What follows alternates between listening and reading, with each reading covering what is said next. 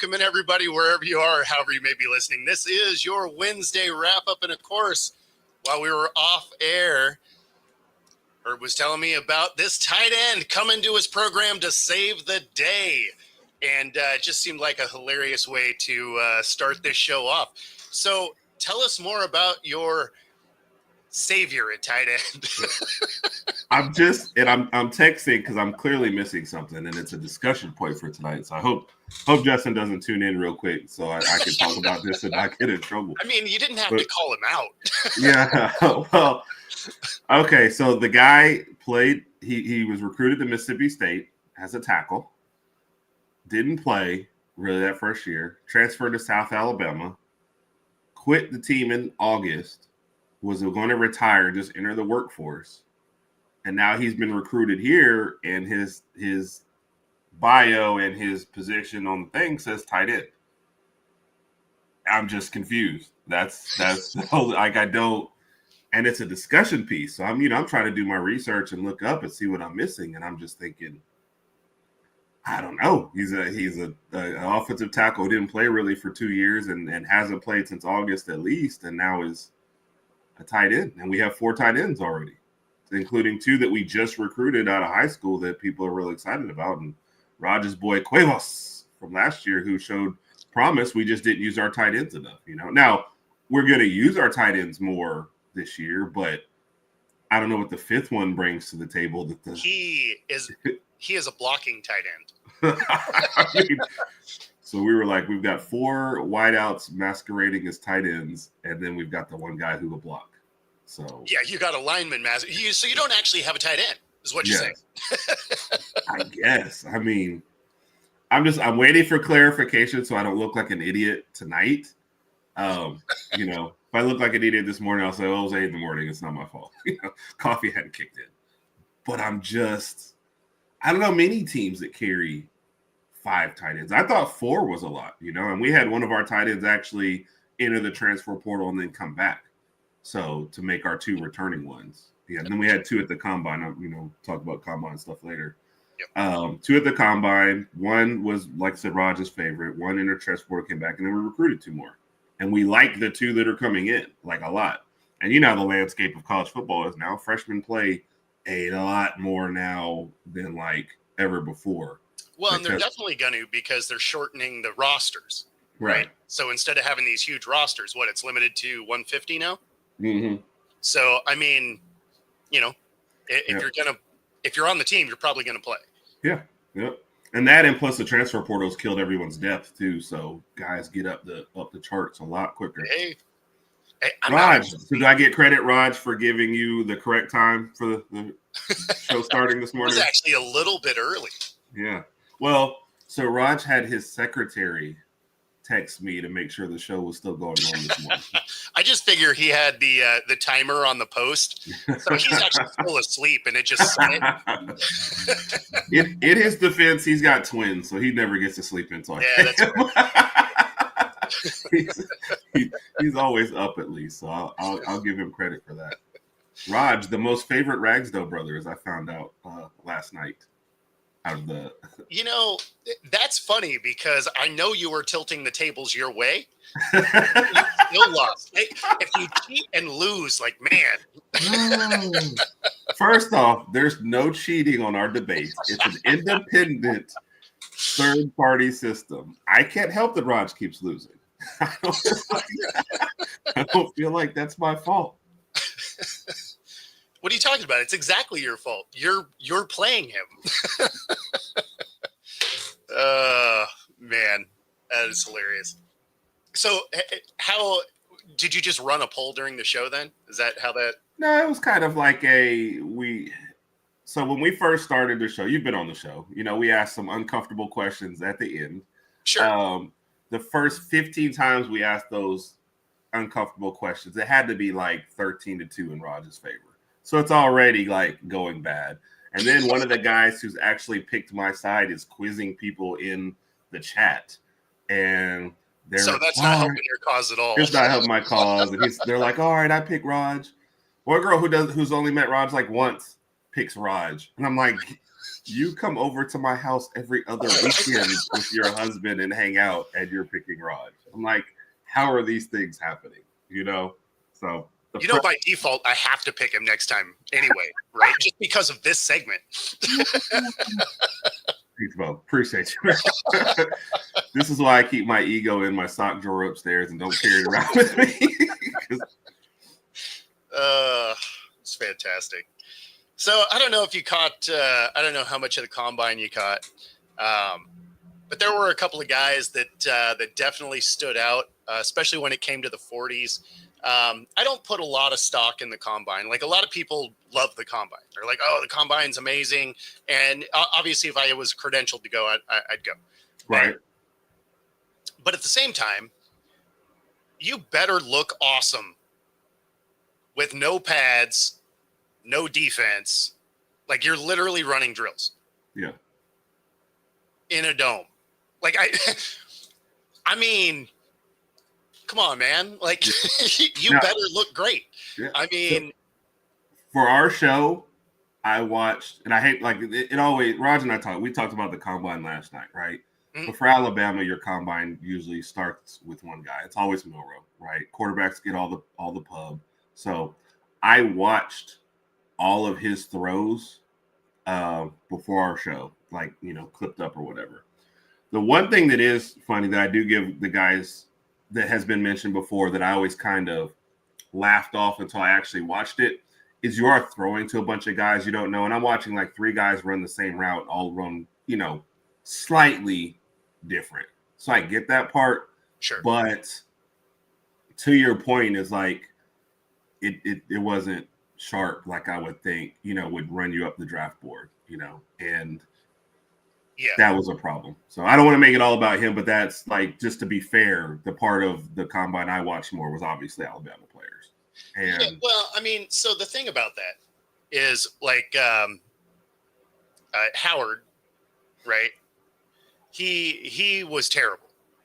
In fact, I probably even have that clip.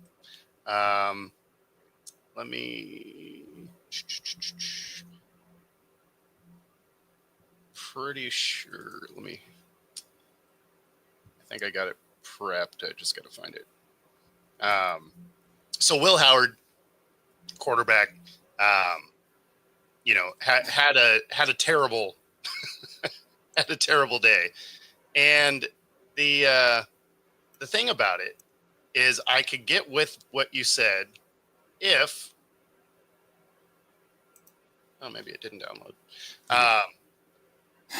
If you didn't have other quarterbacks throwing in the same group to the same guys, right? Like, if it was just a one-off, you're out there. Okay, cool. But you're grouped together with other quarterbacks, which means that's not quite really how that works, right? Like, it highlights the fact that you were having a bad day. Yeah. So, I mean, it was bad, so bad. I guess Shedeur Sanders even came to his defense. So yes, I will say this: I do see now a whole nother reason why the top quarterbacks don't throw at the combine either, because it just seems like it can only hurt it can only hurt your stuff. Yeah, right. And that's something we've talked about on the show before. Like, if you're a top 10 guy, all it does there's no upside to throwing. Yeah, definitely. So this was and transfer portal and how that's impacted college football. For me, on the scouting side of things, the realignment with the Big Ten and the SEC, I've never seen more good on good with these players as you're studying them, get ready for the season. Did you notice that? I mean, tell you what, guys, too. My other son actually played at K-State, so Will Howard at K-State before he moved over to Ohio State. I think he's missing dudes by 4 or 5 yards. Yeah. So, I mean, it's one thing if your timing is a little bit off and, it's like brushing off the hands or, something like that. I can get with that. But, I mean, you're missing him by yards. So, how's it going, Win? What's up, Win? How are you doing this morning? Man, a comp for Will Howard? I mean, I just don't think Will Howard was anything great. He had was a great D3 guy weapons anyway. and enough mobility to make Notre Dame pay. You know, that's really where he was. But it's like, I mean, his arm strength looks average. You know, there was just nothing great about him from K-State to Ohio State, I don't think. You know, and like to Shredder Sanders' credit, the man won a natty. I'm not gonna hate on him, but when you're talking college to go to the next level, I don't. No, and he's a super likable guy. Right. I mean, like, there's nothing on that end at all. Yeah. But, I mean, man, if there was ever a combine that hurt your stock, it was that. Yeah. Yeah. So, because like you said, you can't be, and like I said, to Milroe's credit, when he missed, it was still hitting guys. At least it was close. You know what I mean? Thing. So, like, even if your throws aren't hitting the guys square in the hands, they're guys you've never thrown to. Cool, right? Like if it's in the window, because that at least shows that you're gauging the speed. Right. Like it may not be quite right, but you're there. Yeah. But when you're missing dudes behind him by, he can't even get a hand on the ball, or one where even if he fully laid out, it's fingertips at best, a streak down the field where literally you're throwing a punt. Like let the guy run underneath it and you still overthrow him by 5 yards. I mean, it just, that's a rough day like that. The good thing for him is he was probably a day 3 guy anyway. Right. Which means, is he really going to move? Probably not.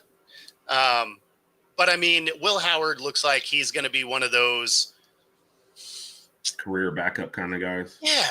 Right. Like he's probably going to be that. And Rod, maybe like a Cooper Rush. Yeah. Probably something like that. I could get with that. I could go with Cooper Rush. I'm trying to think about if I've seen Cooper run any. That was my thing with Will Howard. He ran enough against Notre Dame. Yeah. But everything else seemed kind of average. But I think if you surround him with good talent or put him in a good system and he's there for years and has to win you a couple games, that's kind of where I'm going. So maybe not the exact thing, but like that situation for sure. And I'm trying to think if I've ever seen Cooper. That's kind of what I thought you meant was situationally. Yeah. Like he would be that career backup guy. Yeah. Athletically, obviously they're different. But how's a guy named Cooper Rush not able to rush? That doesn't make sense though. What is this? Yeah, no, he rushes right into the defense like this. That's it. It's like I'm done. I'm good. But yeah, that's just he's not moving the needle. So. Well, and so then there was also the offensive tackle from Oregon, Connerly, that we talked about. He looked so bad at the Senior Bowl, right? Mm-hmm. But then he had a really good combine. Right. And, the Senior Bowl had him kind of sliding on people's draft boards. And now I'm hearing that his combine is elevating him back up the board a bit. That part seems crazy to me. Yes. Because you should look awesome in the combine, especially in individual drills. Yes. If you're a receiver and you're not catching balls because they're thrown away from you, okay. Like you can look bad in that moment. That's fine. Other people are controlling that. If you're a lineman, there's literally foot speed drills and a 40. Right. You should. And jumping for some reason. And jumping. Yeah. I mean, if you're on the defensive side, for sure. Like I get it. But on the offensive side, I don't want you jumping in front of me a whole lot. No. But, that's why I don't get that one. So I think it's just like a standardized, athleticism test more than like they bought an athletic test from off Amazon and these. Exactly. They're like, there's boxes on this page. We're filling them all. Like, pretty much. I think that the broad jump really shows, explosiveness. Right. So, I mean, I actually kind of get it, but the box jump doesn't, the vertical probably doesn't make a ton of sense for that position, but I think it again shows how explosive you can be. Right. But I do like him running the 40 though. That's definitely definitely a good thing. Sup, Chad? And why I say that is you end up with guys like this right here, who is he's an offensive lineman. He's technically a tackle, although once he gets to the NFL, I would bet he moves into the guard position. He's got a little bit shorter wingspan, which usually means you get moved inside. But at 6'6", 319, runs a 4.98. Get out. How that translates. There you go. A little better. Looks better on the board, right? Yep. Imagine being a The corner. 176. And you got a Nice pulling round guard of at applause. 319. Yeah. I mean, talk about just coming to clean you up. Yeah. And he's been great for LSU and playing against great competition. Yeah. So it's funny when you get to the combine and, hey, we've measured and we don't think you're good at your position anymore. And if I'm him, I'm like, so my tape, like none of that. No. Sorry. So, I mean, I agree with you mostly, with the exception of if your wingspan is short, you probably will have a hard time against bigger DNs. Right. Right. And so that's where these guys end up getting moved inside. I mean, you may have the best technique ever, but if you got a guy, an edge that's really fast, you may not quite be able to get enough on him. Right. And we're only talking about 2 inches. Right. So it's not like it's a crazy number or anything like that. I mean, he's right there. So he could potentially stay in that tackle spot. Right. But if we watch the NFL, the way his numbers hit sure makes it look like they'll move him inside. Yeah. I could be wrong, but historically that just seems to be a thing. Yeah. No, I agree, because that's been all the talk since the measurables came out. And I think that was before he actually ran the 40. Oh, it's great. I love the 40 times. Like, yeah, it's real athletic, played really well, but it always comes back to the measurables every time you talk about Campbell. So it seems like the move is happening. I mean, probably. Unless the team really just needs a tackle. Yeah. Then, and he falls to him because, again, he's fast. All of his numbers look great. It's just some of the measurables that they're like, But speaking of that, how did your boy Milroe end up with 3/4 an inch bigger hands between the Senior Bowl and the Combine? I was reading and people were trying to explain it, and there's drills you can do to stretch, and there's stuff you can get. Yeah, that's what I was like. You guys are out. And then finally one of them said, well, but also like maybe one guy measured wrong and the other guy measured different. I said, okay, there's the actual explanation, because otherwise nothing else you're saying. Like one of those guys didn't know how to read a tape measure. Basically. Like, let's just say that. And my favorite part about it was because it was before he threw. That's what helped solidify. Like, oh, he's not going to be sliding down the draft boards. His hands grew. I think he's in that mark now where he's going to be okay. His hands grew. Yes. I was like, you know how much his hands would hurt if they grew 3/4 an inch in 3 weeks. I mean, talk about growing pains being a very real thing. Yes. Like for your bones to just be like, pow, man. That's why I love the Combine, man. All the stuff that comes out and all the measured stuff and whatever. And I'm just like, he's still the same guy. Like whatever you think about those couple inches or whatever, it's still the same guy. He still throws the same. He's still everything you thought about him going into the Combine, you think about him coming out of the Combine. If that one measurement was your make or break, then you're probably going to be disappointed anyway. I'm sorry. Yeah, I mean, I get the hand measurement end of it. And the only reason I say that is as a Seahawk fan, we had guys like Dave Craig and Rick Meyer who fumbled a lot. Right. Because they had smaller hands. And so, I mean, I get the fascination with it, but there's a funny thing, right? Usually when you fumble, it's because the ball's out here. And there's this really cool technique where you just do this, and it's so much harder, even if you have small hands. I think most Alabama fans will tell you Milroe didn't fumble really much on the run. Yeah. He fumbled getting hit, and I thought it was more to do with lack of pocket awareness than anything else. So well, I mean, that's when you fumble anyway, right? So, Like, it's very rare that the ball is tucked in tight and it comes out. I mean, usually if it happens, it's even if you had it tucked in, it's because you moved your arm up or whatever, and it allows somebody to come in. Now, if there's a perfect aimed punch, sure, it can happen, but it doesn't happen a lot. Yep. Yes, please hit that like button.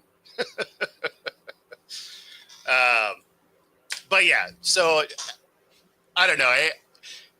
It's always interesting, and it's always interesting to see the hype. That's like the hype around pro days. Pro days are probably the dumbest thing I can think of. I love it. Like, okay, there's no defense. There's no pressure. You're throwing to guys that you choreographed for probably the entire week leading up, right? And it's like, oh, he looked so good in his pro day. It's like, yeah, no kidding. Yeah, it was like watching a play. Right? Like, my buddy been throwing the ball all week. Guess what? I know exactly where he's gonna be. Yeah, I mean, whereas the combine, it was all over the place. My pro day, I can do blindfolded. Like literally, just say, "Hey, we're running 3. Okay, here's 3. Yeah, running exactly. Route 4. We're running 4. Oh, gotcha. But yeah, no, it's but it's funny. I mean, because when you look at guys like Anthony Richardson last year, right? His pro day was huge for him because they're like, oh, look at this arm strength. It's like, I mean, yeah, if you got all day, like a bunch of these guys can uncork some monster balls. Right. I mean, you're not going to have 5 seconds to wind up and throw that thing. Right. And look at what's happened because of that. But then this was also a guy, though, that didn't have many starts in college. Yes. And so people put way too much into his pro day. And it's like you said, so we're watching the combine. I know it's different, but we're watching the combine throws from Milroe last night, and my wife goes, "Why don't they just have some guys run at him and do like this so we can get a little bit more realistic as far as?" And that's what I think of when you say that with the pro day. Yeah, I'm just sitting back there, I'm chilling, I'm throwing the guys I know. It's got to be the most relaxed atmosphere, aside from 20, 30 guys watching you and taking notes. But after, outside of that, yeah, I'm good. Just throw the Herb over here, and I'm gonna throw the Raj, and Bo's gonna run this out, and all right, we're good, Right? You look so good. It's like, yeah, of course. Yeah. Yeah. I'm more worried if you look bad at your pro day. Right? Like, I can throw dimes with nobody in front of me. Yes. Yes. I mean, if nothing else, because you did this, made me think of those wind guys. Yeah. Right? Just throw a couple of them out there. Yeah, right? Just throw a couple out on a Roomba so they're just kind of like roaming around the field.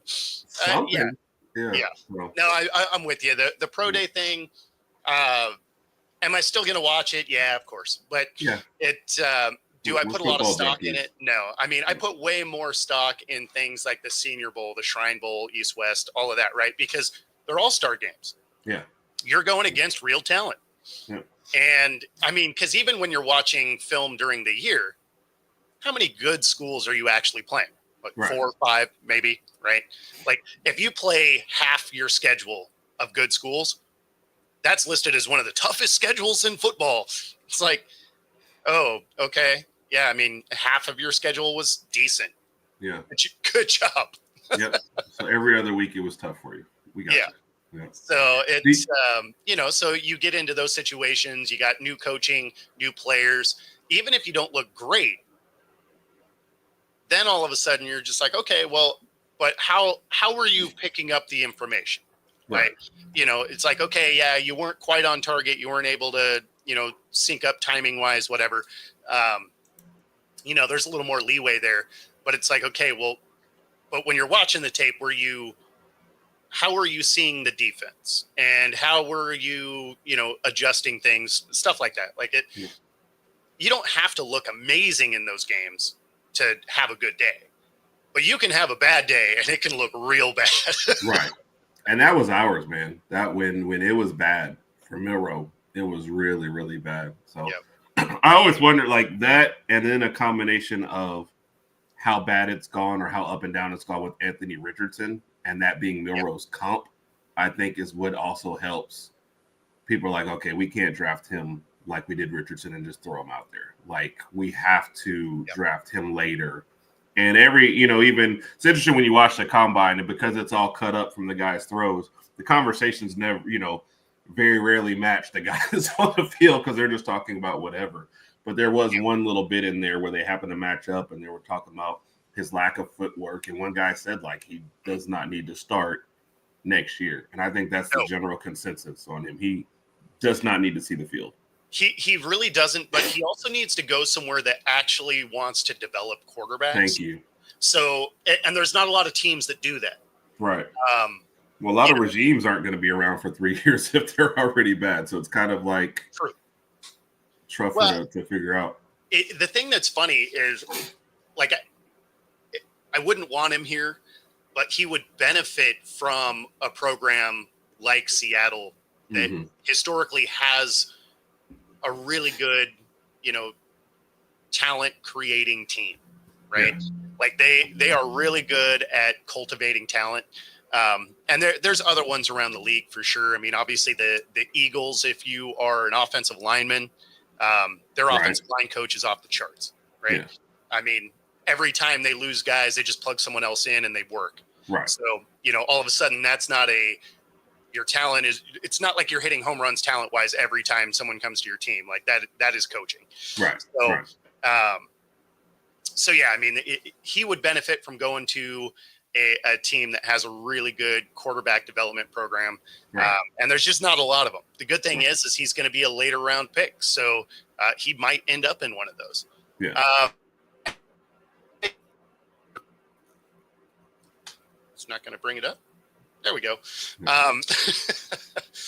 The pro days aren't all the same day. So in fact, I don't even know when they are yet.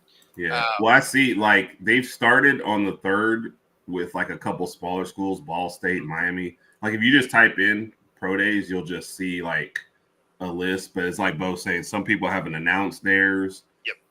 I saw Alabama's on here. Ours is March 19th. Oh, okay. But they're not even just all weekends, it looks like, because I see the 18th, 19th, 20th, 21st. So yeah, I was gonna say, I think there's like a Thursday in there. Yeah, there's just Yeah. Now you have to look up your specific school and just see when it is. So and they're never really a big thing. So there's usually, there's a handful of scouts at them. Like it's not even a lot of times, not even all the teams show up. Oh, definitely not. Yeah. I mean, there will be a handful of scouts at a pro day. They're televised, but I mean, there's nothing, and they're only televised for like big prospects. There's a bunch of these pro days you won't even get to watch. Yeah. So, or there's a school that has one person coming out and they'll actually get invited to somebody else's pro day because their school isn't big enough to have a pro day. Right. Or they only have the one guy and they're not putting it on for one guy. Yeah. To be honest, I'm surprised when I'm looking at the list and the first one on here is Ball State and Miami of Ohio. And I was like, definitely missing something if both those two schools are having a pro day. Right? Like there must be some talent I wasn't aware of. Yeah. I mean, I might have to go back and check that out. Yeah. Yeah, I'm with you. I feel like maybe I missed some important information. Yeah. No, you're right. And I want to say 90% of the time when we talk about a pro day, we talk about a quarterback's pro day and nobody else, like no other position. So, well, usually the other positions are kind of brought into a quarterback's pro day anyway. Right. I mean, the only guys that get any TV time are the quarterbacks anyway. Mm-hmm. Like you'll never see a lineman pro day get any media coverage at all. In fact, you probably won't even hear about it. Right. I mean, unless somebody gets hurt like that's about the only time you'll hear about it. Be like, oh yeah, this guy from this school was doing his pro day and tore his ACL. And it's like, oh, okay, well that'll end up being news. Yeah. And Milroe can absolutely just fall flat on his face. And they're like, oh yeah, he had a little bit of a rough pro day, but whatever. And like, yeah. So right. it's, it's ridiculous. Yeah. Well, to be fair though, throwing is probably the most, TV ready thing to show. The guy throwing and maybe the guy catching, but everything else, it's like, what else are you going to do? Have the lineman run another 40 at his pro day or fake block somebody at his pro day? It's like the rest of this stuff, you can't televise that. Like, who's watching? No fans want to see your kick block. Yeah, Right? Like the footwork may be there. It may be everything it's supposed to be, but nobody's trying to watch that. No. Unless you are, a football nerd like me, like I'll watch that. I'll be like, oh yeah, no, that was good technique right there. We could use that. But by and large, people would be like scrolling through and they're like, okay, kick block. I don't even know what that is. Yes. ESPN the Ocho cornhole. Here we go. Like, there you go. I feel like you just watched me do that. Like, what? It was like describing me to a T. No, I mean, and that would be most fans, right? Is they're just like, I don't even know what they're doing right now. It was funny because I was filming some of that, and I realized, like, as I was filming, I'm like, okay, cool, I like that. I was like, this film is never gonna see the internet, right? Like that film will be for me, right? Because if I put it on there, it'll be like 1 person viewed and thumbs down. You're like, I mean, yeah, that's fair.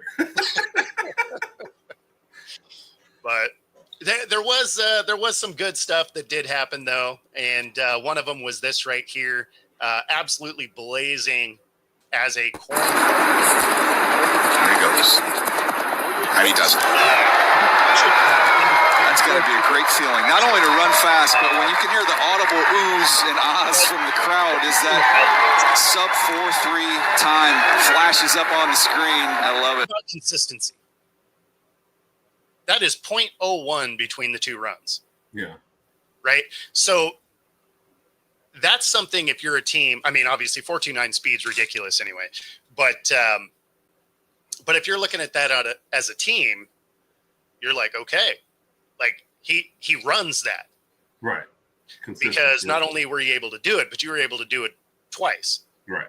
And, the only question you end up with there is, does he, because of his speed, does he allow himself to be out of position? Right. And just play catch up. Yeah. Exactly. Well, or does he over pursue? Can you beat him with a double move? I got you. A little too far into the coverage. So there will be things to look at, but I mean, 4.29 speed. You can coach everything else. Can't coach speed, right? So that's one of those, like, 4.29. Yeah, let's do that. Yes. We'll figure the rest out. We got you. So yeah. So there's a couple of guys that I did find interesting though. There's a safety out of South Carolina, Nick Emmenwari. Yep. Runs a 4.38, so solid, right? Solid 40 time. 6'3", 225. Right? So a big safety, 43 vertical. Vertical, yep. And 11.6 broad jump. And so they were comparing him to DK's numbers at the combine, and they were like spot on across the board. The part that I was interested about, though, is with that size and speed, they say he likes to hit more like Cam. Yep. And I'm like, oh, okay, go get that dude. Like, let's hit people. Yes. Like, if you're a safety, let's go blow somebody up. It's funny because the first article I popped up about combine stuff has him as like their top 10 winners at the combine. He's number 1. And they're like, because of all those those traits, plus being able to hit, they're like, we're not just going to lock him in at safety. He'll be able to play a lot of different roles for you, and you'll be able to move him around a little bit. So, no, huge winner. I'm happy he's gone from South Carolina because they gave us fits last year. So, hey, go be great, man. Go be great. Congrats. Definitely root for you to do well out there. But yeah, no, that was insane. His workout is just insane. Yeah, you said his size and doing all that. That's crazy. Well, that's the biggest part, right? Is at that size, you're that fast. That's awesome. That's awesome. Yes. The other guy that was definitely he definitely didn't win the combine. I forget his name offhand. He's a tiny dude. He's 158 pounds, and hey, good on him for getting to the combine. Not receiver, is a receiver. He was a receiver or the running back, not Tez Johnson, right? Or that sounds right. He ran like a 4.45, and they said that was the slowest 40 time for anybody under 170 pounds ever.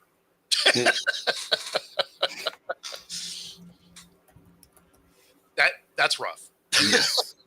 Yes. I mean, because if you're going to be that size, you got to do everything else well, like to survive. So, well, and if you're going to be that size, you have to be fast. Yes. Because otherwise, like what else are you doing? Murdered. Because this corner that's 6'3", 225 that can outrun you is going to end your life out there on the field. Yes. The very, very first time you touch it. Well, rest in peace. You're doing well. You better be doing that Tyler Lockett catch the ball and go to the ground thing. Did you say he ran a 4.5? No, he ran a 4.45. Oh, okay. Yeah, it was like a 4.45, 4.43, something like that. Tez Johnson came in at 154 and ran a 4.5. And people are like, again, if you're going to be one of the lightest, smallest people here, I need you blazing around, because otherwise it doesn't make much sense at all. So no, it doesn't make any sense. Yeah, like if you're going to be small and slow, like what are we doing? Yeah, I know. Which also tells you why, like, some of these guys are very productive in college. It just tells you the difference between like college and NFL and how that jump is, because it's kind of like you said, in college, you're going to get 5 good teams, right? And now those 5 good teams that you play, how many of them have pro corners, pro linebackers? Yep. The list just keeps getting smaller and smaller. I mean, I always look at it as on your best teams, you got 4 or 5 NFL guys on the best teams, right? Yeah. And you're going to encounter 4 or 5 of those a year. Right. You get to the NFL, the 53rd man is an All-American at somebody's school. Yep. So it's just like, okay, this is not apples to apples. Yeah. So it's a reason why I always cautioned running quarterbacks about continuing to run in the NFL. I'm like, the third linebacker off the bench can still clean you up and still runs decently enough to track you. Like the guys that we're like, oh man, he's a scrub. Yeah, he's a scrub, but he's a scrub that's better than still 90% of the nation. You know what I mean? So I don't think people understand. What is it they always say? Like, especially NBA always happens. Guy gets from college to NBA. What's the first thing they say? I had to get used to the speed of the game. Yep. First guy in the NFL, I had to get used to the speed of everything just happened so much quicker. Yeah, because all, like you just said, all these guys were All-Americans. Even that guy you didn't like, who's maybe not a fit at that position, was still great in college. So, I mean, you got offensive tackles running a 4.98 at 320. Yes. Like, how often do you run into that in college? Right. Once. Yeah. One time. Because you look across most lines and you're like, all right, that guy's NFL, that guy's future accountant, that guy is opening a gym. You know what I mean? There's not, oh yeah, NFL. Yeah, no. So, yeah. And the days of getting a stack like that are kind of over, because people move around so much now. So now you really don't know, the talent is even more spread out than ever before. So. Yeah, I mean, honestly, the last like everybody's going to the NFL team was Tebow's Gators. That was everyone's headed to the NFL. Yeah.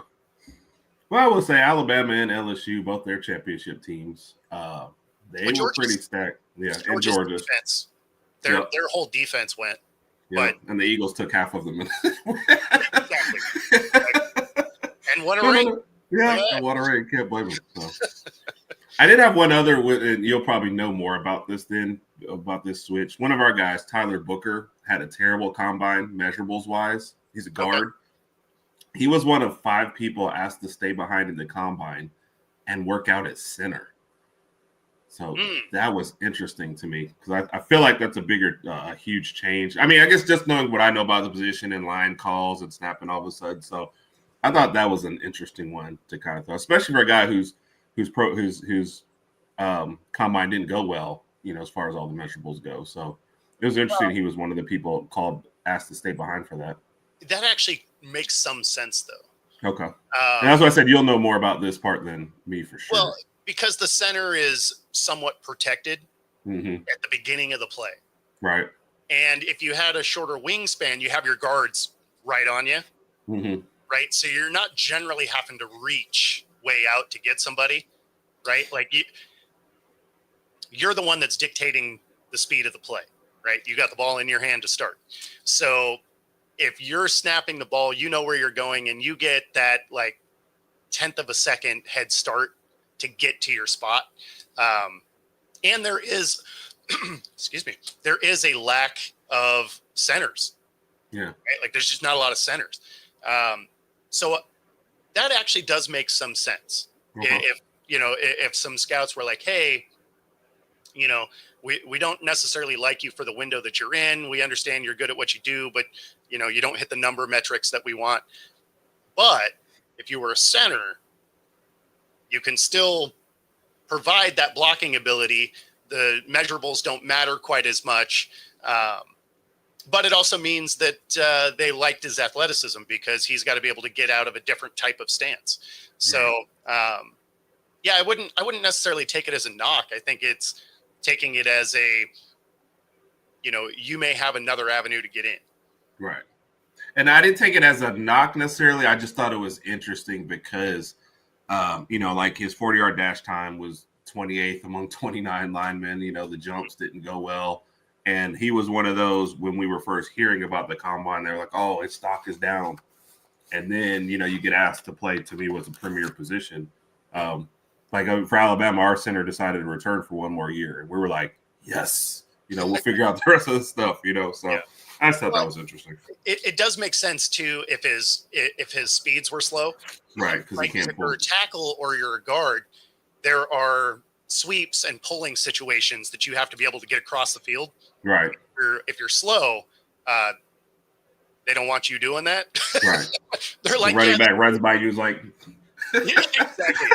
It's like the play would have worked great if our lineman would have got there.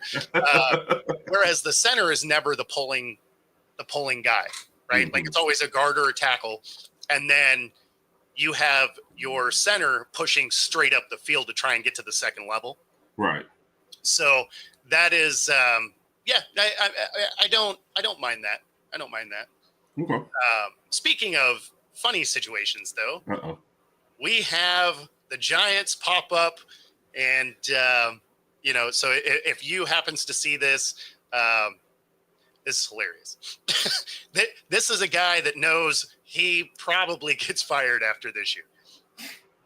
Year, but looking back at the decision to let Saquon walk in free agency, how do you view that, and do you regret not resigning him? Yeah, I'm happy for Saquon. Obviously went on to win the Super Bowl, and we wish him nothing but the best. Always going to evaluate all the decisions you make, and we were at a different place in our build, and again, love Saquon and wish him nothing but the best. In a different spot in your build. Mm-hmm. All right. Yeah, dominant running back. Don't need that. No, not at all. But let's play the quarterback who's not here anymore. The most expensive running back ever. Yes. Well worth it, though. Well worth it. So the Giants' problem now, man, is going to be they're going to push to get a middling quarterback to save their jobs. Of course. When like another bad year and a higher draft pick is much better for the long term. So you've got an organization that needs a long term, and you need guys who in the short term need to keep their jobs. So yeah, this is not like when they were pushing for Matthew Stafford really hard. I was like, so what? You can get to 8 or 9 wins and a worse draft pick, and so basically, 100%. Yeah. If you play in New Jersey, your whole thing is you lose.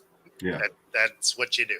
Yes, but you make headlines every week and have great fodder for the rest of us because the Jets were a gold mine this year. So we appreciate you, but yeah. It's amazing that the Giants guys have survived this far. And then, like, you let your running back go, and he goes to your immediate rival or one of and wins a Super Bowl the year he leaves you and has his best one of the best year football history. Right. I mean, it's his best for himself, but I mean, we're talking about a top 5 performance all time. Yes, and a week away, 1 week out of breaking the actual record. So yeah, it's in a league that doesn't run the ball. Yes. So it's not even like it's, oh yeah, but I mean, there's an extra game and every team runs forever. It's like, no, like every team is trying not to even have a running back on the roster. Yes. They're like, let's get 3 average running backs and we'll be fine. Play them as little as possible and we'll be fine. Or it's a CMC where they're like, we understand that you're a running back, but you are a receiver. Yes. We need you to do everything. So yes. How well do you kick? Yeah, because if we're gonna pay you, we want everything out of you. So yeah. Absolutely. Yeah. I'm surprised the Giants guys still have their jobs. That's the part that I don't get is how do you not get fired? That was like Eberflus last year. Yeah. Or Dennis Allen, right? You're just like, how did you guys keep your job? Like you had good, competent coaches get fired.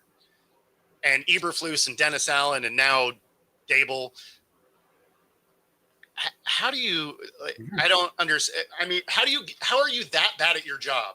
Yeah. And somehow they're like, you know what? That's our guy. Like, how many pictures do you have of your GM? Of everybody, yes. Well, the GM I thought should have been fired too. So I guess maybe they got pictures. I don't know. They've got pictures of the owner, which I mean, owner's got enough money to get. I have no idea, but I'm trying to figure out what's supposed to happen in the next year to let you think they deserve another year after that.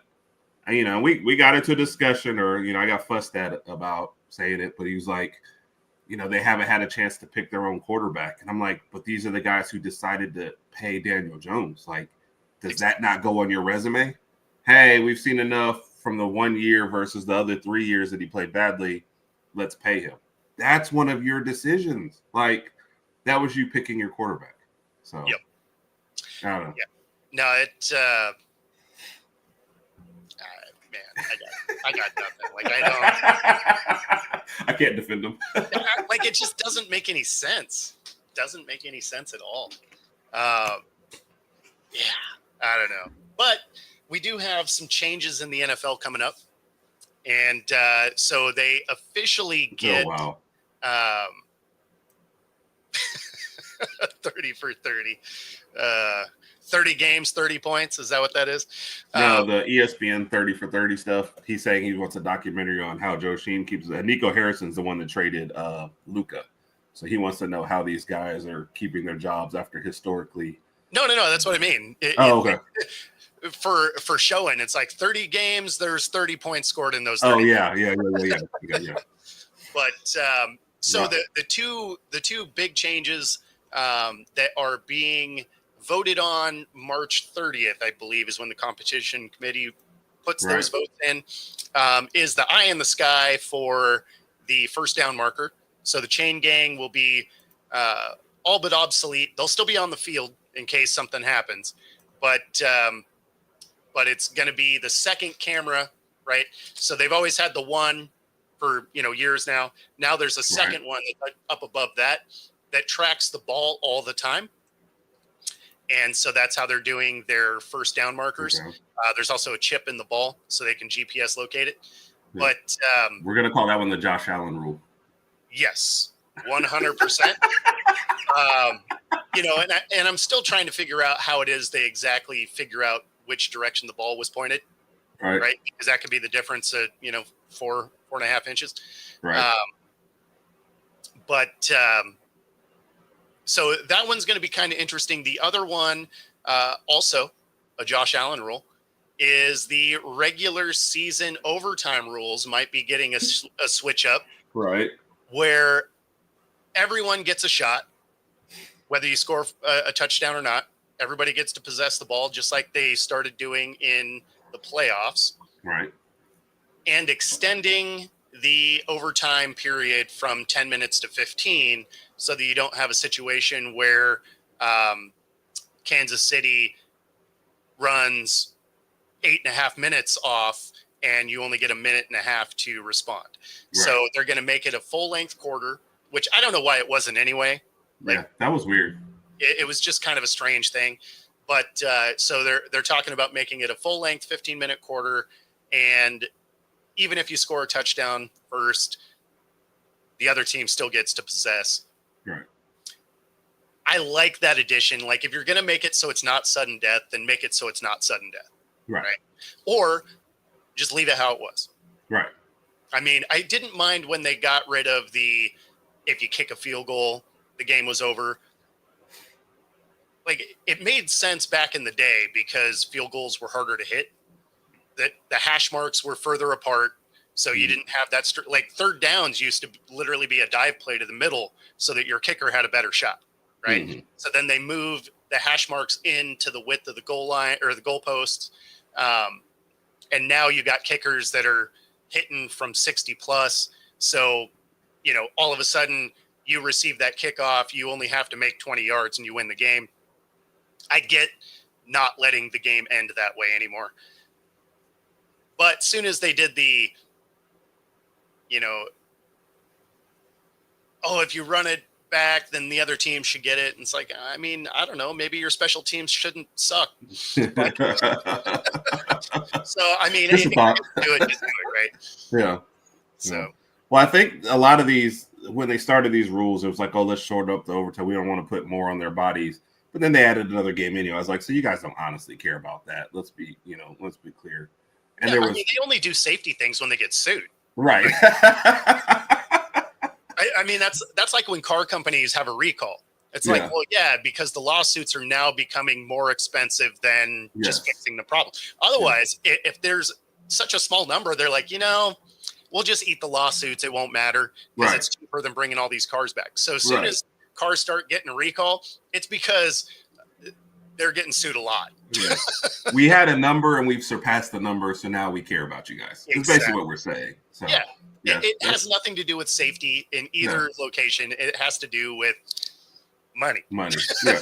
And that's where the NFL is too. Because a lot of these don't make. And you're reading this as like only 16 overtime games last year anyway. So there's less than one. Well, I guess about one a week. So I'm like, it's not like they're outrageous amounts of overtime games. Yeah, so just make it to where each team gets it. It'll be more entertaining when it actually happens. And I don't get it. Thank you, Josh Allen, for changing the game. We appreciate you. Yeah, like people are watching the whole game. It's not like it's baseball or soccer or something where people are like, yeah, I mean, whatever. Like, it's football. So you get an extra quarter. What's actually happening with that fan base? They're like, oh, there's more football. Cool. Yeah, another beer. Yeah. I know. You have an extremely watchable sport. We'll be there for the whole thing. Yeah, exactly. So plus the games matter, right? Like it's not like basketball or baseball where there's a million games. So even if you just happen to miss 20 games, nothing really changed. Right. Like, your team's still in it. Like, No, you're absolutely right. There's a reason why the threshold for NBA games is like 65. You can miss 17 games and still get an award because we're just like, those 65 is what really were important to us, not the full 82. We're good. Yeah, well, and I mean, especially with the NBA because I mean, half the league gets in the playoffs. Yeah. So you don't even have to be good. I mean, that final spot gets won with a losing record. A lot. Yep. I mean, the Bulls have made a habit, like that's their spot. Yeah, we're going to make the play-in every year. So we're not going to have a great roster. We're not going to make any great changes. We're going to slide right here into 9 and 10 spot every single year. Yep. We're happy with that. Yeah. And occasionally you're going to win that and get into the playoffs and then get smoked in the first round. Yeah. But we were in the playoffs. Yeah. Well, half the times they lose the second game and don't even make it to the official playoffs. They don't even make it out of the play-in. So it's that's what I mean. It's like sometimes they accidentally move on. God, yeah. I was not prepared for this. What do you mean we got to play more games? Right. I already had my tickets booked. Like, my toes were already in the sand. Oh man. So the let's see here. What do we got time wise? Okay. We'll do it real quick. Pete Rose may be coming off the banned list to finally get into the Hall of Fame. Worst kept secret ever. Yeah. Right. Like they were never going to let it happen while he was alive. Right. But you knew that they were going to find a way to let the all-time hits leader in after the fact. Yeah. Right. And so, he passes away and here we are. Right. Yeah. They're like, oh, we're talking about it. It's like, you guys are going to do it. Like, yeah. Who are we lying? It feels like the right thing at this point. Didn't he even say that too? I think I read that in an article where that was one of his last statements somewhere. And there's like, after I die is when they'll let me in the Hall of Fame. So I feel like he knew it too as well. And then the president trying to pardon him too, and like everybody's just like, all right, it's time, let's go. He's gone. The grudge is gone. Just let him in. Well, that's the thing. I think more than anything, they just want to not talk about it anymore. Right. Right. And the thing that's funny is the league gave him an opportunity to be able to get in. But every time there was an opportunity, he was a jerk about it. Right. And they're just like, no. Like we were entertaining it, and then you started to talk. Right. Yeah. You not have representation somewhere that's just like, shut up. Right? Yeah, it's like those cartoons. You need that translator, that HR translator. It's like, dude, seriously, shut up. I got this. Yeah. So no, like you said, worst kept secret. He's getting in. I mean, it's well overdue too. So let's just move on from it. And like you said, if you're baseball, you want to stop talking about this. So well, that's probably the biggest thing about it, right? Is baseball doesn't care if you talk about Barry Bonds and Mark McGwire juicing up and all of that, right? Because that was still a highlight of baseball. Oh yeah, it brings up the basic home run derby between McGwire and Souza and all of that, right? I mean, they were just ripping the cover off the ball all year. But when you're talking about Pete Rose, you're not talking about the all-time hit leader. You mention it, but what you're talking about is how is he not in the Hall of Fame? And really, you're just talking about an indictment of the league, right? For a guy that was exceptional at baseball. Again, a jerk, but exceptional. Yeah. So, I mean, your best way to not have to talk about him anymore ever is he passes away, you put him in the Hall, and that's it. Because it's not like anybody's going to get close to his hit record. Right. So it's not a comparison that's going to come up very often. So, I mean, if the league is really just done talking about Pete, let him in. And then it's over. Yep. Maybe a year or two from now, somebody write an article about it. It'll get 2 minutes of fame, and then you'll move on again. So, it'll be done. Pretty much, yeah. That being said, gets us to the top of the hour. If you are watching on YouTube, be sure to like and subscribe. If you're watching on Roku, stay tuned for the next hour. Otherwise, we got to get out of here because we're right up against it. Take it easy, everybody.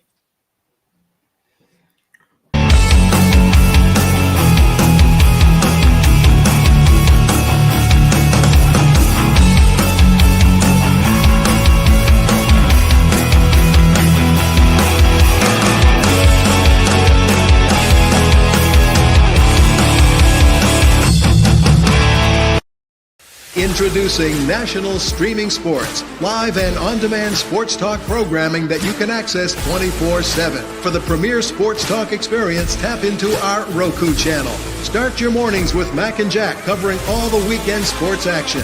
Then pour a cup and enjoy all the sports you can drink on the Coffee and Sports podcast. At midday, talk sports from east to west on the Coast to Coast podcast. Followed at night by some hot girl talk with Prim and Proper Sports featuring Sonia Pearson. Talk boxing on the Gloved Fist. Yankee fans tune in for Start Spreading the News. And there's more on the College Sports Huddle and Sports Scope with Robert Butler. There are 20 podcasts in all and 70 weekly shows giving us a 3.4-star viewer rating. To find us on Roku TV, search for National Streaming Sports on the Roku search bar. Click on the logo and you're in. National Streaming Sports.